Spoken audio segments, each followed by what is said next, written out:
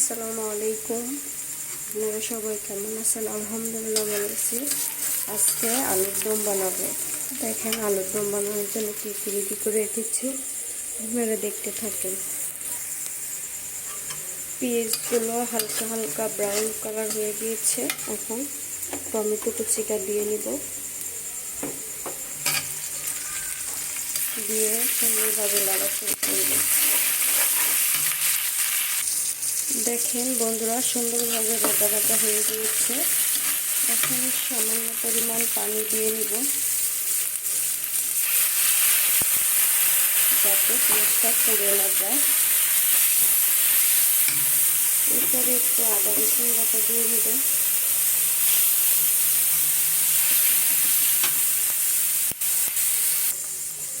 দেখুন বন্ধুরা, আদা রসুনটা দিয়ে ভালোভাবে কষিয়ে নিয়েছি। এখন আমি এখানে হলুদের গুঁড়া, মরিচের গুঁড়া, লবণ আর ধনিয়ার গুঁড়া দিব।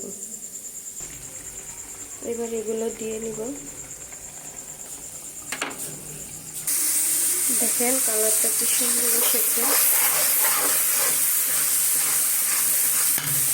এরপরে আলুগুলো দিয়ে দেব।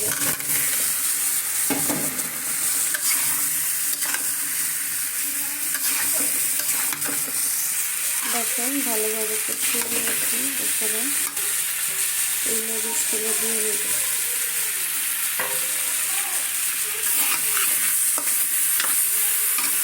সামান্য পরিমাণ পানি দিয়ে নেব।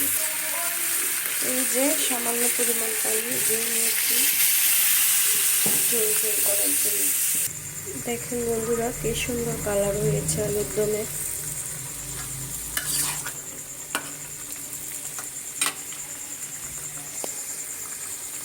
বন্ধুরা, আমার আলুর দমটা রেডি।